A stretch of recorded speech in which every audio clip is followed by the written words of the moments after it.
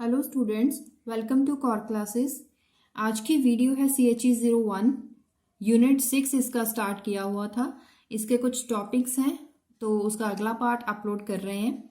जो topic start कर होता है वो है डाइपोल मूवमेंट। वो हम पढ़ चुके हैं डाइपोल मूवमेंट, लेकिन यहाँ पे डाइपोल मूवमेंट के कुछ एप्लीकेशंस हम पढ़ेंगे। डाइपोल मूवमेंट किसी कंपाउंड के लिए, मॉलिक्यूल्स के लिए किस किस एरिया में हेल्पफुल है, बॉन्ड एंगल कैसे फाइंड कर सकते हैं, कैसे पता चलेगा कि किस स्ट्रक्चर में जो बॉन्डेड एटम्स हैं वो आपस में किस बॉन्डेड एटम किस एंगल से आप अपने एक दूसरे के साथ सिचुएटेड है। तो इसीलिए हम यहाँ पे पढ़ेंगे डाइपोल मूवमेंट की applications. Dipole movement of carbon dioxide की अगर बात करें, सबसे पहले हम अगर देखें डाइपोल मूवमेंट की, जो इसकी डाइपोल मूवमेंट है वो है 4 × 10⁻³ कूलम मीटर। लेकिन डाइपोल मूवमेंट के अगर इंडिविजुअल सिर्फ इतना पार्ट देखें, कार्बन ऑक्सीजन बॉन्ड देखें, कार्बन ऑक्सीजन डबल बॉन्ड, तो उसकी डाइपोल मूवमेंट इतनी है 7.67 × 10⁻³ कूलम मीटर। लेकिन ऐसा क्यों है डिफरेंस? ड्यू टू अगर ये जो अगर इन दोनों में से कार्बन और ऑक्सीजन बॉन्ड में एटम में से ऑक्सीजन अगर अपना इलेक्ट्रॉन पेयर या फिर बॉन्डिंग पेयर जो है वो डोनेट करे टूवर्ड्स द कार्बन, अगर ऐसा होता है तो कोऑर्डिनेट बॉन्ड बनेगा कार्बन के साथ ऑक्सीजन का।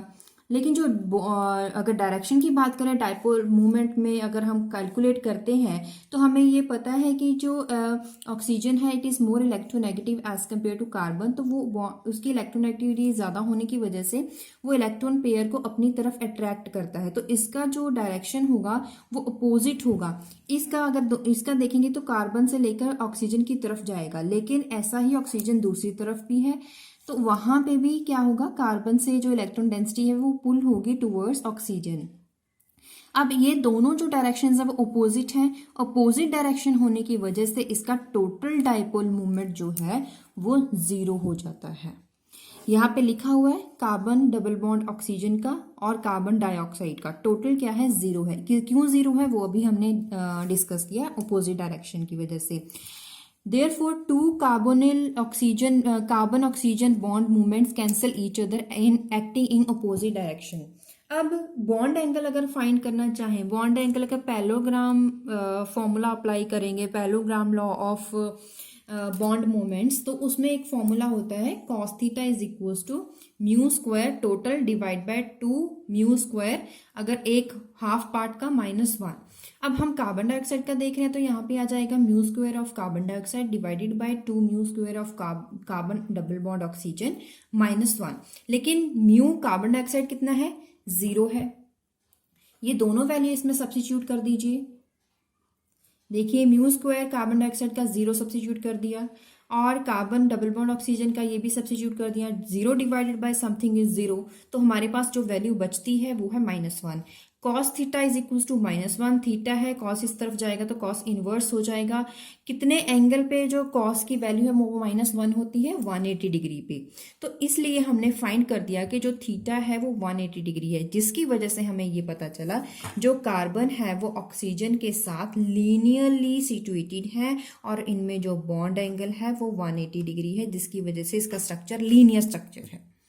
कहने का मतलब ये हुआ कि जो डाइपोल मूवमेंट है it helps to determine the bond angle between the atoms and we can then identify, we can then predict the geometry of that molecule. Bond angle इसी तरह से जैसे हमने कार्बन डाइऑक्साइड के लिए फाइंड करा, वैसे अगर हम अगली एग्जांपल लें वाटर के लिए, तो वाटर में डाइपोल मूवमेंट ये कैलकुलेट की गई है। ऑब्जर्व्ड वैल्यू है OH बॉन्ड के लिए, तो वो है 5.02 × 10⁻³ कूलम मीटर। लेकिन अगर वाटर की टोटल देखें तो वो है 6.14, इस में 0 नहीं है। अब यहाँ पे भी वैसे ही बॉन्ड एंगल फाइंड करने के लिए वही फॉर्मूला लगा देते हैं। यहाँ पे दोनों वैल्यूज ये वाली सब्स्टिट्यूट कर देंगे। जब आप इनकी कैलकुलेशंस करोगे तो आपके पास आंसर आएगा -0.2520। कॉस इनवर्स जाएगा तो कॉस इनवर्स ये वैल्यू अगर आप फाइंड करोगे तो आपके पास आंसर आएगा 104 डिग्री 36 मिनट। तो यहाँ से हमने ये पता करा कि जो वाटर है उनमें बॉन्ड एंगल जो है वो 1.04 डिग्री 36 मिनट है। यहाँ पे 180 डिग्री नहीं है, मतलब हम बॉन्ड एंगल भी फाइंड कर सकते हैं। ऐसे ही हम बोरोन ट्राईफ्लोराइड के लिए फाइंड कर सकते हैं, वेरियस मॉलिक्यूल्स के लिए हम फाइंड कर सकते हैं। आगे एक टॉपिक है वो है magnetic properties of matter. Dipole moment जो है वो हेल्पफुल होता है क्या फाइंड करने के लिए, मैग्नेटिक प्रॉपर्टीज फाइंड करने के लिए। अब मैग्नेटिक प्रॉपर्टीज फाइंड करने के लिए जो सबसे पहले एक डेफिनेशन आती है, वो मैं डायरेक्ट डेफिनेशन लिख रही हूँ, वो है मैग्नेटिक इंडक्शन। इसका मतलब क्या है, the number of magnetic lines of force, magnetic lines of force जिसे हम फाई लिखते हैं, when passing through a unit area of material is called magnetic induction. एक यूनिट एरिया में अगर यहाँ पे मैग्नेट है, इसके कोई ये मटेरियल है, इसके एक इतना यूनिट एरिया है, इस यूनिट एरिया में कितने number of magnetic field lines, मतलब कि फाई, कितने number of magnetic lines pass होती हैं, magnetic line of force pass out होती हैं, उसे बोलते हैं उसका magnetic induction, which is denoted by T, which having unit is T. T मतलब कि टेस्ला इसका यूनिट है। अब इसे डिनोट करते हैं बी के साथ। अब मैग्नेटिक इंडक्शन जो है वो किसी मटेरियल में बात करें तो वो उसको डिनोट करेंगे बी के साथ। अगर हम वैक्यूम या फिर फ्री स्पेस में बात करते हैं तो हम वहां पे नॉट लगा देते हैं, मतलब कि मैग्नेटिक इंडक्शन फॉर वैक्यूम और फ्री स्पेस के लिए है B naught, magnetic induction for other materials is equals to B. अब मैग्नेटिक इंडक्शन की कुछ टाइप्स, मतलब कि मैग्नेटिक इंडक्शन जिस डिफरेंट मटेरियल्स में अगर फाइंड करते हैं उसके उस पे आने वाले इफेक्ट की वजह से, उस पे होने वाले इफेक्ट रिजल्ट्स की वजह से उसे उनके बेसिस पे 3 टाइप्स में उसे डिवाइड करा है। ऐसे कौन से मटेरियल्स, कौन से सब्सटेंसेस, 3 टाइप्स के सब्सटेंसेस, कौन कौन से, paramagnetic substances, diamagnetic substances, ferromagnetic substances. अब पैरामैग्नेटिक कौन से होते हैं, the number of magnetic line of force passing through it is more than those passing through the free space. मतलब कि अब हम इसकी डेफिनेशन समझने के लिए इसे कंपेयर करेंगे मैग्नेटिक फील्ड लाइंस में, मतलब कि मैग्नेटिक लाइन ऑफ फोर्स को हम कंपेयर करेंगे in the material and in the vacuum और फ्री स्पेस। दोनों में काउंट करेंगे कि फ्री स्पेस में नंबर ऑफ लाइंस कितनी है और उस पर्टिकुलर मटेरियल में जिसमें हम फाइंड कर रहे हैं, ऑब्जर्व कर रहे हैं, उसमें मैग्नेटिक लाइंस ऑफ फोर्स कितनी पास आउट हो रही हैं। क्योंकि हम कंपेयर कर रहे हैं magnetic line of force of vacuum and material, तो अगर हम कंपेयर करेंगे, अगर उसमें ऑब्जर्वेशन में magnetic line of force in that particular material it would be greater as compared to magnetic line of force in the vacuum, then those substances are known as paramagnetic substances। लेकिन अगर वही किसी particular material में magnetic line of force जो है वो कम है as compare to vacuum, तो उसे बोलेंगे डायमैग्नेटिक सब्सटेंसेस। अगर जो पर्टिकुलर किसी भी मटेरियल में, किसी भी सब्सटेंस में मैग्नेटिक लाइन ऑफ फोर्स बहुत ज़्यादा है, कंपैरिजन अगर करें इसका मतलब comparatively as compare to B naught, अगर बहुत ज़्यादा है उस मटेरियल में magnetic line of force, then those substances are known as ferromagnetic substances. अब इसे टेबुलर फॉर्म में देखते हैं। जैसे कि टाइप्स की बात करें वो थी पैरामैग्नेटिक, डायमैग्नेटिक और फेरोमैग्नेटिक। और अगर B is greater than B naught, B और बी नॉट क्या है हम बता चुके हैं, तो if B is greater than B naught then those substances are known as paramagnetic. For diamagnetic B is less than B naught and for paramagnetic materials B is far greater than B naught. और susceptibility की बात करें, susceptibility में अगर susceptibility measurement paramagnetic substances के लिए they will have small positive value, diamagnetic के लिए स्मॉल नेगेटिव वैल्यू होती है, लेकिन पैरामैग्नेटिक के लिए ज्यादा लार्ज पॉजिटिव वैल्यू होती है। लार्ज, स्मॉल, लार्ज ये कैसे पता चलेगा, डिपेंड करता है बी पे। अगर बी पॉजिटिव है मतलब बी ग्रेटर है तो इसका मतलब स्मॉल पॉजिटिव, अगर बी लेस है तो इसका मतलब क्या है, बी इसकी वैल्यू नेगेटिव, मतलब कि अगर बी लेस है तो इसका मतलब ससेप्टिबिलिटी की वैल्यू भी नेगेटिव। अगर बी फार ग्रेटर है, फार लार्ज है, तो इसका मतलब क्या है, इसकी वैल्यू भी, ससेप्टिबिलिटी की वैल्यू भी लार्ज है। ये एक ट्रिक है जिससे आप पता कर सकते हैं लार्ज, स्मॉल, लार्ज कितना है, तो वो बी के ऊपर डिपेंड करेंगे। जैसा जैसा बी होगा वैसे वैसे ससेप्टिबिलिटी की वैल्यू भी चेंज होती जाएगी। आगे आ जाता है मोलर मैग्नेटिक ससेप्टिबिलिटी। अब इसे एक फॉर्मूला के साथ समझते हैं। It is denoted by zeta, M is for molar which is equal to xi m over rho. तो ये क्या है, magnetic susceptibility. M is for molecular mass और रो क्या है, डेंसिटी के लिए. इसकी यूनिट की बात करेंगे तो वो है मीटर क्यूब पर मोल. एक मोल में कितनी उसकी डेंसिटी है, मीटर क्यूब पर मोल, कितना उसका डेंसिटी है, magnetic susceptibility relative to that particular molecular mass. तो एक छोटी सी डेफिनेशन थी. अब हम पढ़ देंगे पैरामैग्नेटिज्म के बारे में. पैरामैग्नेटिज्म एक प्रॉपर्टी है, पैरामैग्नेटिक सब्सटेंसेस में होती है. ऐसी प्रॉपर्टी को मैग्नेटिज्म प्रॉपर्टी बोलते हैं. जिसमें ये प्रॉपर्टी पाई जाती है वैसे मटेरियल्स को पैरामैग्नेटिक मटेरियल्स बोलते हैं. ऐसा स्पीशी विच हैव वन और मोर अनपेयर्ड. अब इसे डिफाइन करने के लिए बहुत सारी ऐसी डेफिनेशंस हैं, इसके बहुत सारे ऐसे कॉजेज हैं. एक तो हमने बता दिया मैग्नेटिक लाइंस ऑफ फोर्स, जिससे आप पता कर सकते हैं.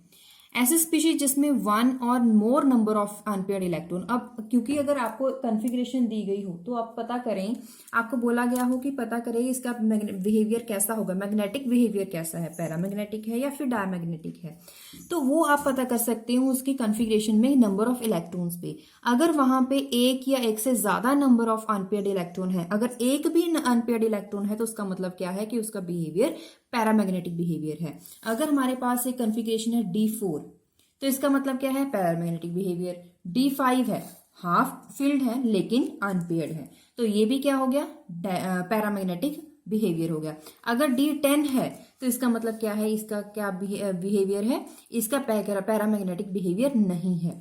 इन दोनों का बिहेवियर क्या है, पैरामैग्नेटिक. इसका पैरामैग्नेटिक नहीं है क्योंकि इसका एक भी अनपेयर्ड इलेक्ट्रॉन नहीं है. पैरामैग्नेटिक मटेरियल्स में क्या होता है, इंडिविजुअल एटम और मॉलिक्यूलर या फिर ions have a net magnetic movement. उसकी एक नेट मैग्नेटिक मूवमेंट होती है, पर्टिकुलर मैग्नेटिक मूवमेंट होती है. क्यों, because off spin and orbital motion of that electrons. क्योंकि इलेक्ट्रॉन्स जो हैं वो उनकी स्पिन मोशन होती है और इसी की वजह से, उन इलेक्ट्रॉन्स की मोशन की वजह से ही उसके कोई ना कोई मैग्नेटिक मूवमेंट होती है. वेन पैरामैग्नेटिक सब्सटेंस, अगर ऐसे पैरामैग्नेटिक सब्सटेंसेस को एक्सटर्नल मैग्नेटिक फील्ड में रखा जाता है, इंडिविजुअल मैग्नेटिक डाइपोल एक्सपीरियंसेस अ टॉर्क. क्योंकि हमें पता है अगर मैग्नेटिक मटेरियल को अगर किसी मटेरियल को अगर हम मैग्नेटिक फील्ड में रखते हैं तो उसमें क्या होता है, उसमें टॉर्क अप्लाई होता है, टॉर्क डिवेल्प होता है, जिसकी वजह से अब हमें एक और चीज पता चल गई कि अगर पैरामैग्नेटिक सब्सटेंसेस को हम एक्सटर्नल मैग्नेटिक फील्ड में रखते हैं तो क्या होता है, वहां पे टॉर्क इंड्यूस होता है. अब इसकी, क्योंकि यहाँ पे टॉर्क की बात आ गई है तो हम इसके बारे में थोड़ा समझ लें. अब टॉर्क कैसे आया, किस चीज पे डिपेंड करते हुए ये डिवेल्प हुआ, वो है इसकी मैग्नेटिक मूवमेंट और magnetic induction. Magnetic induction is denoted by B. Magnetic moment is denoted by M. The product of magnetic induction and magnetic moment is known as torque, which is denoted by torque. अगर जो ये torque की value है वो thermal energy से कम है, thermal energy अगर KT value से कम है, जिसमें K बोल्ट्जमैन कांस्टेंट है, अगर इसकी वैल्यू, टॉर्क की वैल्यू कम है तो इसका मतलब क्या होगा कि हमें जो मोलर ससेप्टिबिलिटी है उसका फॉर्मूला चेंज करना होगा. वो क्या हो जाएगा, mu naught NA m² divided by 3KT. इसमें म्यू नॉट क्या है, परमेबिलिटी ऑफ फ्री स्पेस, क्योंकि नॉट लगा हुआ है. NA हमें पता है एवोगैड्रो नंबर होता है. M क्या होगा, उसका मैग्नेटिक मोमेंट होगा. KT क्या है, थर्मल एनर्जी हो गया. अब अगर बात करेंगे कि जो K वैल्यू है ये भी कांस्टेंट है, उसकी मैग्नेटिक जो मूवमेंट होगी वो भी एक पर्टिकुलर मैग्नेटिक मूवमेंट होगी, परमेबिलिटी भी एक कांस्टेंट वैल्यू होगी और एवोगैड्रो तो है ही कांस्टेंट. अब वेरी कौन सी चीज करती है, वेरी करती है टर्म T का मतलब क्या है, टेम्परेचर. तो हम यहाँ पे क्या बोल सकते हैं कि जो मोलर ससेप्टिबिलिटी है it is inversely proportional to temperature. जितना ज्यादा टेम्परेचर होगा उतना इसका वैल्यू कम होगा. इस रिलेशन को, ये जो रिलेशन बना है इस रिलेशन को बोलते हैं क्यूरीज लॉ. इसे क्यूरीज लॉ भी बोलते हैं. अगर हम बात करें एटम्स की या फिर आयंस की बात करें, then unit of magnetic movement is Bohr magneton denoted by mu p. This is given by EH/4πme.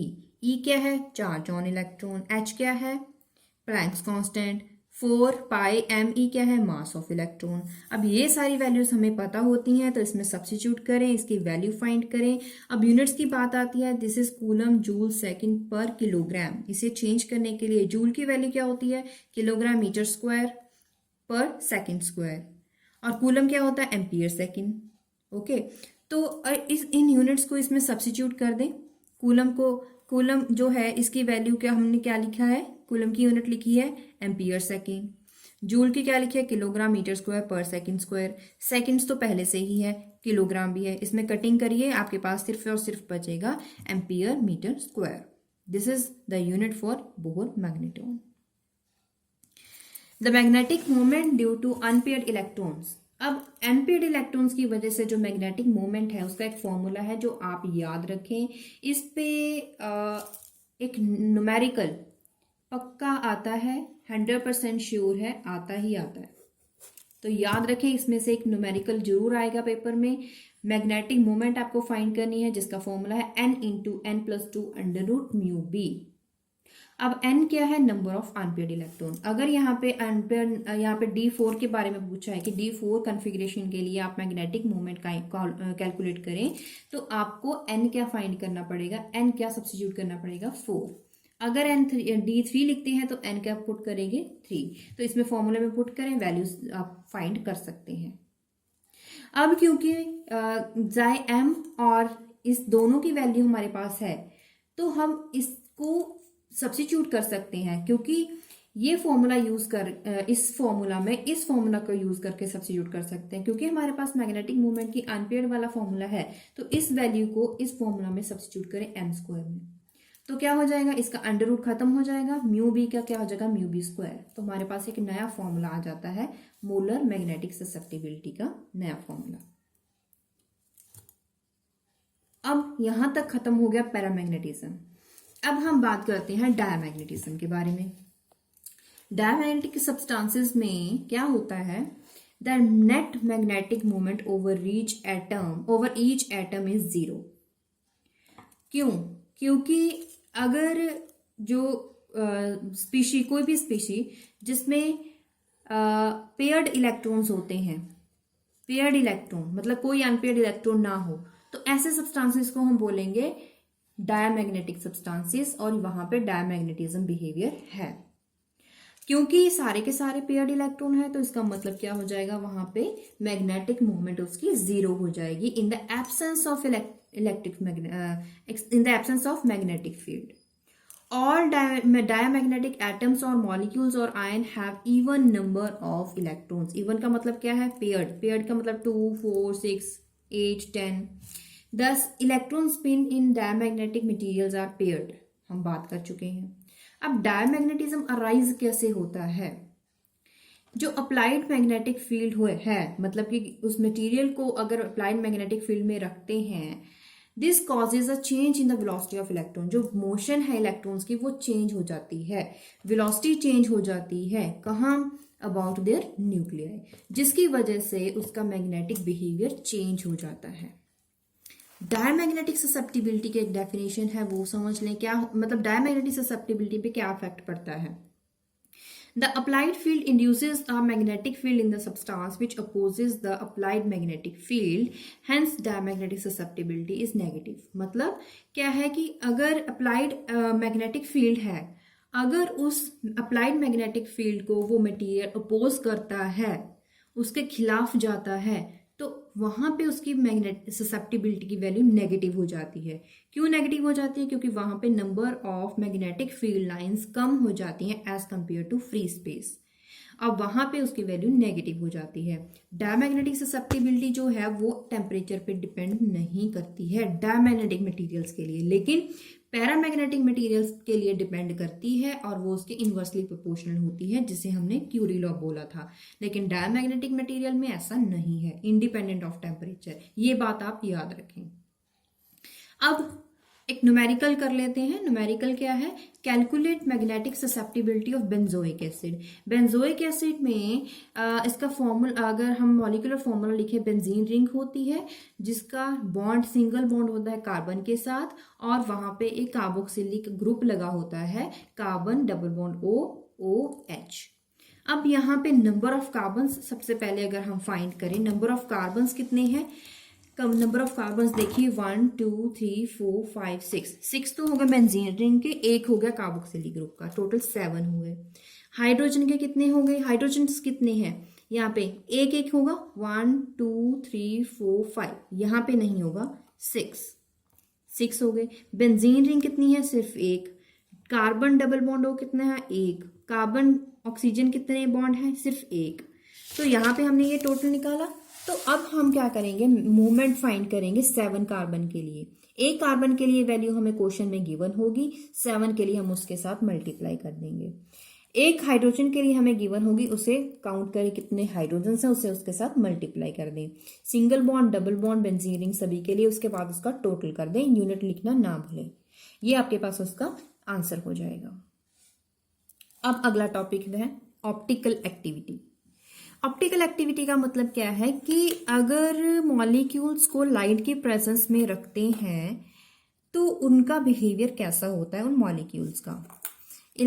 अब electromagnetic radiations comprises of oscillating. Electromagnetic radiations क्या होते हैं, क्योंकि ऐसी रेडिएशंस जो इलेक्ट्रिक प्लस मैग्नेटिक फील्ड से बनी होती हैं। मतलब इलेक्ट्रोमैग्नेटिक का मतलब क्या है, ये वर्ड कैसे बना, इलेक्ट्रिक प्लस मैग्नेटिक से। अब these consist of oscillating electric and magnetic fields directed perpendicular to each other. अब वो जो फील्ड्स होते हैं, इलेक्ट्रिक फील्ड और मैग्नेटिक फील्ड, दोनों ही आपस में परपेंडिकुलरली ही डायरेक्ट होते हैं, और उसके साथ साथ जो लाइट होती है उसके भी परपेंडिकुलर होते हैं। तो इसीलिए यहाँ पे बोला electromagnetic radiations consist of oscillating electric and magnetic field directed perpendicularly to each other and to the direction of propagation of light.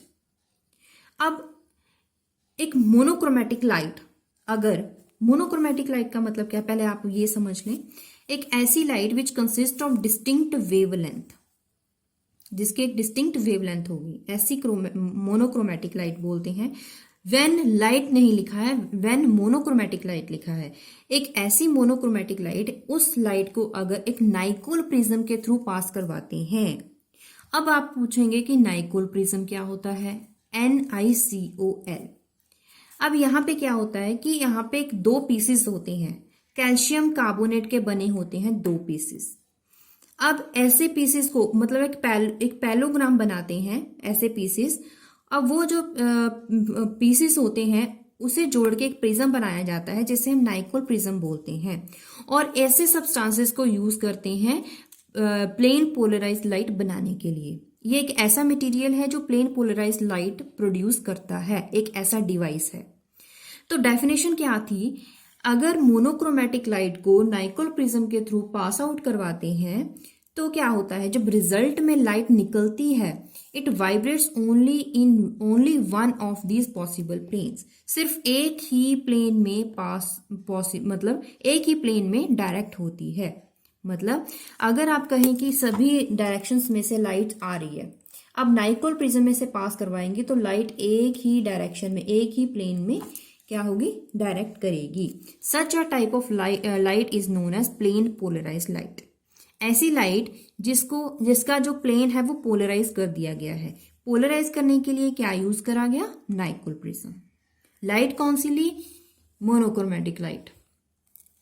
Any material, अब ऐसा मटेरियल कोई भी जो रोटेट कर दे प्लेन ऑफ पोलराइज लाइट को, मतलब ऐसा कोई भी मटेरियल जो उस प्लेन पोलराइज लाइट को रोटेट कर दे, ऐसे मटेरियल को हम बोलेंगे कि वो मटेरियल ऑप्टिकली एक्टिव है। तो यहां पे एक नई बात आ जाती है ऑप्टिकल एक्टिविटी की, क्योंकि अभी तक ऑप्टिकल एक्टिविटी टॉपिक था, लेकिन उसे समझने के लिए आपको पोलराइज लाइट क्या होती है, मोनोक्रोमेटिक लाइट क्या होती है, ये आपको पता होना चाहिए था। तो ऐसा मटेरियल जो उस प्लेन पोलराइज लाइट को भी रोटेट कर दे, उसे बोलते हैं ऑप्टिकली एक्टिव मटेरियल। अब रोटेट करते हैं तो रोटेट तो दोनों डायरेक्शन में हो सकता है, टुवर्ड्स राइट और टुवर्ड्स लेफ्ट। अगर वो सब्सटेंस प्लेन पोलराइज्ड लाइट को राइट की तरफ मोड़ दे, राइट की तरफ रोटेट कर दे, तो ऐसे ऑप्टिकली एक्टिविटी को उसको बोलेंगे कि ये डेक्स्ट्रो रोटेटरी है। अगर वही सब्सटेंस, कोई ऐसा सब्सटेंस उस लाइट को लेफ्ट की तरफ रोटेट कर दे, तो हम बोलेंगे कि लीवो रोटेटरी है। लीवो और डेक्स्ट्रो आप याद रखें। अब कैसे याद रखोगे? L for laevo rotatory, L for left, बाकी क्या बचा? Right. L for laevo rotatory, L for left, ये बात आप याद रखें तो आपको याद करना इजी हो जाएगा। अब ऐसी कुछ एग्जांपल्स ले लेते हैं, जैसे कि क्वार्ट्ज है, सोडियम क्लोरेट है। क्वार्ट्ज क्या है? एक क्रिस्टलाइन फॉर्म होती है सिलिका की, या फिर हम बात करें सोडियम क्लोराइड की, these are optically active solid state में। अगर इन्हीं सब्सटेंस को अगर हम लिक्विड स्टेट में चेंज कर देंगे मेल्टिंग पॉइंट अप्लाई करके, तो उनमें ये एक्टिविटी डिसअपियर हो जाती है। तो इसका मतलब क्या है कि इनके लिक्विड फॉर्म जो होती हैं वो ऑप्टिकल एक्टिविटी शो नहीं करती हैं। एग्जाम्पल अगर बात करें, एक टेट्राहेड्रल स्ट्रक्चर ले लेते हैं कार्बन का, जिसपे 1 2 3 4 चार के चारों ग्रुप डिफरेंट हैं, चार के चारों ग्रुप डिफरेंट है, तो ऐसे कार्बन को बोलते हैं कायरल कार्बन। अब ये क्या होता है मैं बाद में बताऊंगी। तो यहाँ पे क्या है कि ये जो स्ट्रक्चर आपको दिख रहा है, अगर इसे मिरर में देखेंगे अगर इसका मिरर इमेज बनता है, कैसा बनेगा? अगर आपने देखा होगा अपना हाथ मिरर में रख के, तो आपको ये पता चलेगा कि जैसे ये आपका हाथ, मतलब ये है आपका हाथ, तो मिरर में अगर आप देखोगे तो आपको मिरर में ऐसा नहीं दिखेगा। ये चीज है, ये आपको इस तरफ दिखेगी, थंब जो है वो लेफ्ट हैंड तरफ दिखेगा। मतलब क्या है कि मिरर में अगर आप इमेजिन करें कि ये जो ग्रुप बी है वो लेफ्ट की बजाय मिरर में राइट की तरफ दिखेगा, लेफ्ट वाला जो ए है वो आपको मिरर में लेफ्ट की तरफ दिखेगा, राइट वाला लेफ्ट की तरफ। ये जो लेफ्ट की तरफ है, ये वाई जो है वो राइट की तरफ दिखेगा। तो अगर ये मिरर इमेज बनते हैं तो मतलब ये क्या है? Mirror plane. ऐसे मतलब आपको एक दिखाया गया है कि कैसे मिरर इमेज बनता है। लेकिन अगर कोई भी कंपाउंड है जिसका एक कायरल सेंटर हो, मतलब एक कायरल कार्बन हो, कायरल कार्बन का मतलब क्या है कि जिसके चार के चारों ग्रुप, जिसके सारे के सारे ग्रुप जो है कार्बन है, क्योंकि कार्बन के तो 4 ही ग्रुप हो सकते हैं, तो ऐसा कार्बन जिसके चार के चारों ग्रुप डिफरेंट हो और उसका मिरर इमेज भी हो, तो ऐसे पेयर को बोलते हैं एनेंशियोमेरिक पेयर। मतलब एक ऐसा पेयर, यहां पे दिखाने का मतलब क्या था, ये जो पेयर है इसमें कार्बन है, कार्बन के 1 2 3 4 चारों के चारों ग्रुप डिफरेंट है, एक है एक्स, एक है ए, दूसरा है बी और एक है वाई, सभी के सभी ग्रुप डिफरेंट है, और उसके साथ साथ उसका मिरर इमेज भी है। और कायरल का मतलब क्या है? अब अगर कायरल का मतलब मैं समझाऊं, क्योंकि मैंने बोल दिया कायरल है, कायरल का मतलब अगर आप पूछोगे कि कायरल क्या होता है, कायरल का मतलब क्या होता है, मैं आपको डायग्राम के साथ समझाऊं। एक लेटर आप याद रखें, जैसे कि एक लेटर है बी। अब आप इस लेटर बी को मिरर में देखिए, आपको कैसा दिखेगा? ऐसा उल्टा दिखेगा। अब आप इस बी को उठाएं, इस बी के ऊपर रखें, तो आपको ऐसा दिखेगा। अब ये इसके ऊपर उठाया, इसके ऊपर रखा, तो ये क्या है? Non super imposable. इसका मतलब क्या है कि ये जो लेटर आपने उठाया, यहां इसका मिरर इमेज इसके ऊपर रखा, तो वो बिल्कुल इसके जैसा नहीं था, सिमेट्री नहीं है। इसका मतलब क्या है कि ये दो जो बी है वो नॉन सुपर इम्पोजेबल है। ऐसे ग्रुप को बोलते हैं, ऐसे लेटर को बोलते हैं कायरल लेटर। तो ऐसे मॉलिक्यूल्स को बोलते हैं कायरल मॉलिक्यूल, कायरल कार्बन। क्यों? क्योंकि अगर आप इस ग्रुप को, इसके मिरर इमेज को इसके ऊपर रखोगे, तो आप देखोगे कि यहाँ पे आपको बी दिखेगा, यहाँ पे आपको ए दिखेगा, यहाँ पे आपको वाई दिखेगा, एक्स तो आ जाएगा एक्स के ऊपर, लेकिन ये ग्रुप जो है इसके बिल्कुल ऊपर नहीं आएंगे। तो ऐसे कार्बन को बोलते हैं कायरल कार्बन। एक मैं और एग्जांपल आपको बता दूं, ए, इसका आप मिरर इमेज बनाएं, ऐसा आएगा ए। अब इस ए को उठा के इसके ऊपर रखें, बिल्कुल ऐसा ही दिखेगा। आप इसमें डिफ्रेंशिएट नहीं कर पाओगे कि इन दोनों में से कौन सा ओरिजिनल था, कौन सा इसका मिरर इमेज था। ऐसे लेटर को, इस लेटर को बोलेंगे सुपर इम्पोजेबल, कि ये तो सुपर इम्पोज हो गया। तो ये क्या होगा? ए कायरल। ए का मतलब क्या है? Not chiral, known as achiral. तो यहाँ पे जो इनेंशियोमर मैंने बोला, तो ये क्या हुआ? बी और ये बी ओरिजिनल और इसका मिरर इमेज दोनों ही क्या है? इनेंशियोमर है। ये क्या है, इनएंशियोमर नहीं है क्योंकि ये सुपर इम्पोजेबल है। एक और एग्जांपल ले लूँ, आई, इसका मिरर इमेज लें, इसको उठा के इसके ऊपर रखें, ये भी क्या है, ए कायरल। लेकिन अगर आप जी ले लें, एक मैं और बता दूं, जी ये आपको इस तरह से दिखेगा, इसके ऊपर रखेंगे, सुपर इम्पोजेबल नहीं है, तो ये क्या हो गया, कायरल। ओके, तो ये बात आप याद रखिए। मैं आपको एक बता दूं यहाँ पे, कायरल, ए कायरल। कायरल क्या है, नॉन सुपर इम्पोजेबल। ये क्या है, सुपर इम्पोजेबल। कैसे याद रखोगे, कायरल, ए कायरल। ए का मतलब क्या है, नॉट। जहां पे पहले ही नॉट लग गया वहां पे आपको नॉट नहीं लगाना है। कायरल में कोई नॉट नहीं लगा है, कोई ए नहीं लगा है, तो आपको सुपर इम्पोजेबल के आगे नॉट लगाना है। ये एक ट्रिक है जिससे आप याद रख सकते हो, लेकिन समझना जरूरी है। सुपर इम्पोजेबल का मतलब क्या है, मिरर इमेज को बिल्कुल ओरिजिनल के ऊपर रखें। अगर आप उसे डिफ्रेंशिएट कर पाते हैं कि ये तो हमें पता है ओरिजिनल कौन सा है, मिरर इमेज कौन सा है, तो वो क्या है, नॉन सुपर इम्पोजेबल। अगर आपको पता नहीं लगेगा कि ओरिजिनल कौन सा था, मिरर इमेज कौन सा है, बिल्कुल सिमेट्री है, बिल्कुल सेम है, तो वो क्या है, सुपर इम्पोजेबल। तो ऐसे आपको ग्रुप को क्या बोलेंगे, ए कायरल। ओके, तो ये कौन से हुए, कायरल। इनएंशियोमर्स कौन से होते हैं, if a compound with more than one chiral carbon present, mirror images are known as enantiomers. Enantiomers are the chiral molecules that are mirror images of each other. Chiral मतलब कि नॉन सुपर इम्पोजेबल। कायरल का मतलब क्या है, a carbon atom attach to 4 different groups, different होने चाहिए तभी वो उसे कायरल बोलेंगे, क्योंकि अगर डिफरेंट होंगे तभी वो नॉन सुपर इम्पोजेबल होंगे, तभी हम उसे कायरल बोल पाएंगे। आगे बात करें, racemic mixture, equal mixture of dextro plus laevo rotatory. Dextro कौन सा था, जिसने प्लेन पोलराइज्ड लाइट को राइट की तरफ मोड़ दिया था, रोटेट कर दिया था। लीवो कौन सा था, जिसने लेफ्ट की तरफ रोटेट कर दिया था। उन दोनों का अगर मिक्सचर की बात करें, दोनों के मिक्सचर को बोलेंगे कौन सा mixture, racemic mixture. For example, lactic acid. Enantiomers can be separated, मतलब ये जो रेजिमिक मिक्सचर है, रेजिमिक मिक्सचर कहाँ से बना, लीवो प्लस डेक्स्ट्रो रोटेटरी से।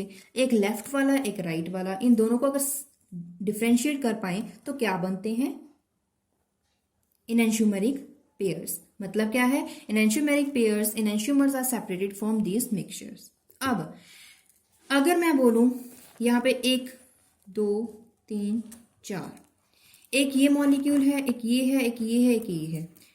जो 1 है उसका मिरर इमेज 2 है, जो 3 है उसका मिरर इमेज 4 है। तो इनमें से ये दोनों आपस में मिरर इमेज है, इसका मिरर इमेज है, इसका मिरर इमेज ये है, तो ये क्या हो गए, इनएंशियोमर्स। 3 और 4 भी क्या है, इनएंशियोमर्स, क्योंकि ये मिरर इमेजेस है ऑफ वन अनदर। लेकिन अगर बात करें 1 और 3 का आपस में क्या रिलेशन है, 2 और 4 का आपस में क्या रिलेशन है, वो क्या है, diastereomers. Compounds which do not have mirror images are known as diastereomer. जिनका मिरर इमेज है वो क्या है, इनएंशियोमर्स। अब एग्जांपल देख लें, यहां पे आपको 2,3 डाइक्लोरोपेंटेन का स्ट्रक्चर दिखाया गया है। इसमें ये जो डॉट डॉट डॉट, ये जो लाइन है, डैश लाइन है, इसका मतलब क्या है, वो आपसे दूर है, अवे फ्रॉम द ऑब्जर्वर, ये आपकी तरफ है। ठीक है, तो यहाँ पे अगर इसका मिरर इमेज ये बना और इसका मिरर इमेज ये है, ये 1 2 और ये दोनों, ये पेयर और ये पेयर, ये क्या है, एनेंशियोमेरिक पेयर। लेकिन ये 1 और 3 और ये दोनों, ये क्या है, डायोस्टीरियोमर्स। 1 और 2 एनेंशियोमेरिक पेयर है, 3 और 4 भी एनेंशियोमेरिक पेयर है। 1 और 3 आर डायोस्टीरियोमर्स, ऑल्सो 2 और 4 आर डायोस्टीरियोमर्स। अगर आपको ये चीज समझ नहीं आई है तो मैं दोबारा समझा दूंगी, ये आपके लिए समझना जरूरी है, ये सारी डेफिनेशंस। अब इसे समझने के लिए आप लेटर सबसे पहले समझे। ए लेटर उठाइए, उसका मिरर इमेज बना के देखिए, चाहे आप उसे मिरर में देख भी सकते हैं लेटर, या फिर आपके पास कोई पेन कॉपी कुछ भी नहीं है तो आप इमेजिन करें अपने हैंड के साथ। हैंड जो है आपका कैसा दिखेगा मिरर पे। अगर हैंड की बात करें तो वो क्या है, नॉन सुपरइम्पोजेबल, क्योंकि अगर आप अपने हैंड को मिरर में देखोगे तो जो आपका थंब है वो आपको दूसरी तरफ बिल्कुल अपोजिट डायरेक्शन में दिखेगा। बिल्कुल जो हैंड है वो बिल्कुल मिरर के ऊपर टच कर मिरर के साथ सामने लाकर देखेंगे तो आपको पता चलेगा कि ये नॉन सुपरइम्पोजेबल है। अगर लेटर ए की बात करेंगे, लेटर जो ए है, अगर आप बोलोगे, आपका क्वेश्चन ये भी हो सकता है कि अगर आप ऐसे मिरर में देख रहे हो, ये मिरर है, आप ऐसे हैंड को देख रहे हो तो आपको तो ऐसे दिखेगा हैंड, बिल्कुल ठीक है। लेकिन अगर आप इसको सुपर इम्पोज करोगे तो ये बिल्कुल ऐसा नहीं दिखेगा, ऐसा, क्योंकि ये जो मिरर है उसमें आपको ये साइड दिख रही है इसकी, ये वाली। ओके, अगर मिरर इमेज हो तो मिरर इमेज में भी आपको यही दिखना चाहिए, ना कि ये। तो the hand is non superimposable, non superimposable, so it means it is a chiral. B letter देखेंगे, बी लेटर भी नॉन सुपर इम्पोजेबल है। अगर आप डिफ्रेंशिएट कर पाते हो तो it means it is non superimposable and it is chiral. याद रखने की ट्रिक मैंने आपको बता दी। So let's move to another topic, that is specific rotation. Optical rotation is caused by individual molecules. Optical rotation जो है वो individual molecules की वजह से arise होता है। अब कितना अमाउंट रोटेट हुआ, मतलब कि जो रोटेशन होती है ऑप्टिकल, मतलब कि प्लेन पोलराइज को रोटेट कर पाते हैं मटेरियल्स, वो कितना को रोटेट कर पाते हैं, उस मेजरमेंट को बोलते हैं स्पेसिफिक रोटेशन। कितना, अगर 10% किया तो उसकी स्पेसिफिक रोटेशन 10% है, अगर वो उसको 100% कर पा रहा है तो उसकी जो स्पेसिफिक रोटेशन है वो 100% है। बट एक्चुअल में परसेंटेज में नहीं है। मेजरमेंट कैसे करते हैं देख लेते हैं। It is defined as the number of degree of rotation. कितने number of degree of rotation है, जो रोटेशन है वो कितनी डिग्री पे है। व्हेन कब, कितनी डिग्री में, कब देखेंगे, when 1 decimetre tube is used and concentration of solution is 1 kilogram पर डेसीमीटर क्यूब। अब क्या होता है, अगर आपने यूज करा हो बीएससी में, आपको प्रैक्टिकल में होता है ग्लूकोज यूज करते हैं, तो जो ग्लूकोज है उसको आप सोल्यूशन बनाते हैं, कंसंट्रेशन जो है वो आप इसकी एक पर्टिकुलर कंसंट्रेशन रखते हैं, कितने मोल्स की रखनी है वो आप उतना रखते हैं, और उसके बाद क्या करते हैं कि उसका जो सोल्यूशन है वो एक ट्यूब में डालते हैं। एक ट्यूब है जो प्लेन पोलराइज लाइट के लिए, जो मतलब कि स्पेसिफिक रोटेशन के लिए यूज होती है, उस ट्यूब में डालते हैं। उसके बाद उसे ऑब्जर्व करते हैं। तो उसमें जो ऑब्जर्वेशन आती है, ऑब्जर्वेशन जो है उसमें आपको हाफ ब्राइट हाफ डार्क दिखता है। अगर वो कैसे दिखता है कि एक सर्कुलर नोब होती है, उसको आप रोटेट करते जाते हो तो आपको एक हाफ ब्राइट फ्रिंज दिखती है और एक हाफ डार्क। तो हाफ डार्क को आपको हाफ ब्राइट में चेंज करना होता है। तब जब वो चेंज पूरा हो जाता है, क्योंकि एक सर्कल सा बना होता है ऐसे ऐसे, तो हाफ डार्क होता है हाफ ब्राइट। उसका अगर आप कलर सेम कर देते हो तो जब सेम हो जाता है तो उसके बाद आप रोटेशन जो है उस नोब की रोक देते हो। वो उसमें आप एक रीडिंग नोट करते हो। रीडिंग नोट करने के बाद आप एक फॉर्मूला में अप्लाई करते हो। वो फॉर्मूला किसका फॉर्मूला है, स्पेसिफिक रोटेशन के लिए। ऑब्जर्व रोटेशन कितनी है डिग्रीज में, डिवाइडेड बाय उस ट्यूब की लेंथ कितनी है वो, मल्टीप्लाई बाय आपने ग्लूकोज की कंसंट्रेशन कितनी रखी।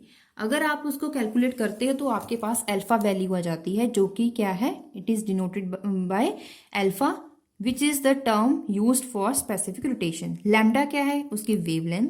टी क्या है, उसका टेम्परेचर। क्योंकि जो स्पेसिफिक रोटेशन है वो टेम्परेचर पे भी डिपेंड करता है, लैम्डा पे भी डिपेंड करता है। अगर एग्जाम्पल की बात करें, अल्फा डी 20 लिखा हुआ है तो इसका मतलब क्या है, जो 20 है वो 20 डिग्री सेल्सियस उसका टेम्परेचर है। डी है तो इसका मतलब क्या है, D line. For example sodium की बात करें, लैम्डा 589.3 नैनोमीटर के लिए उसकी डी लाइन है, ये उसकी लैम्डा वैल्यू होगी।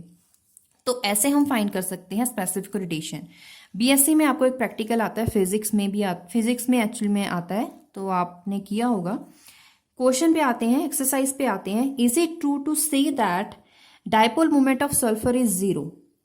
क्या ये कहना सही है कि जो डायपोल मोमेंट है सल्फर की वो 0 होती है? नो, क्योंकि जो सल्फर डाइऑक्साइड का स्ट्रक्चर है वो एंगुलर स्ट्रक्चर होता है, तो उसका डायपोल मोमेंट भी नॉट 0 है, कोई अदर वैल्यू, कोई भी पर्टिकुलर वैल्यू है rather than 0। Examine the sum of valence electrons H2PO3।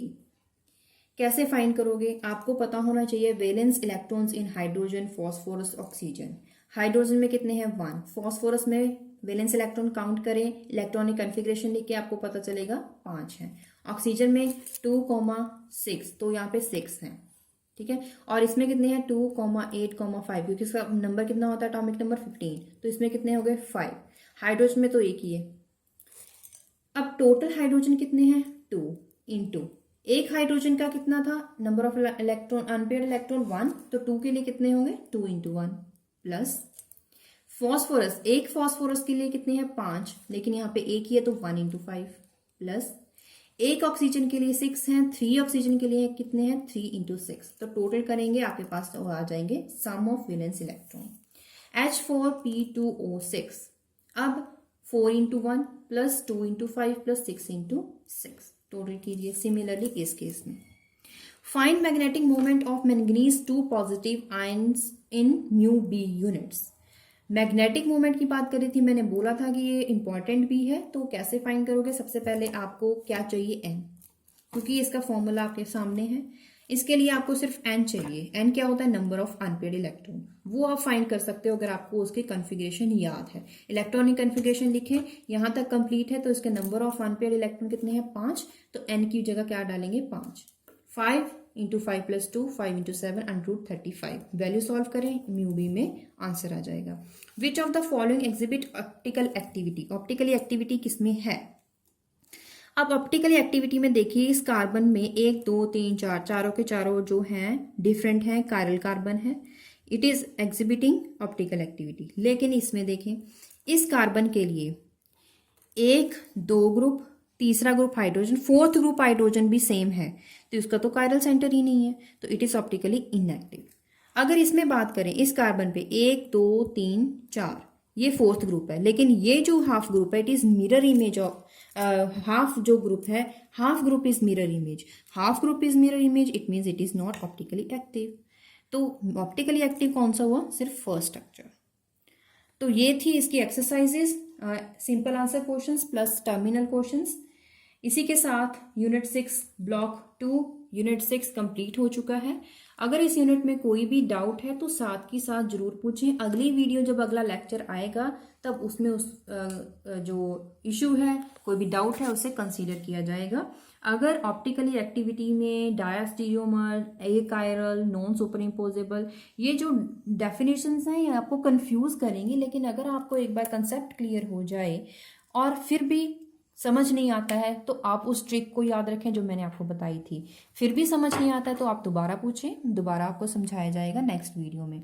तो आप बस ट्रिक याद रखें, उसमें आप कभी नहीं भूलेंगे। इसमें कायरल का मतलब क्या है, नॉट लगाना है, जिसमें पहले से ही नॉट लगा है उसमें आगे नॉट नहीं लगाना है। लीवो रोटेटरी, डेक्स्ट्रो रोटेटरी में laevo means left, L means left, तो एल एल याद रखें। तो अगर आपको ये कोई भी फिर भी डाउट है तो आप ज़रूर पूछें, और इसके अलावा नेक्स्ट वीडियो जो है वो हम जल्दी ही विदाउट एनी डिले अपलोड करते रहेंगे, और आपका सिलेबस जो है दिसंबर तक कंप्लीट कर देंगे। और अगर फिर भी डाउट है तो ज़रूर पूछें, और देखते रहिए हमारा channel Core classes. Thank you.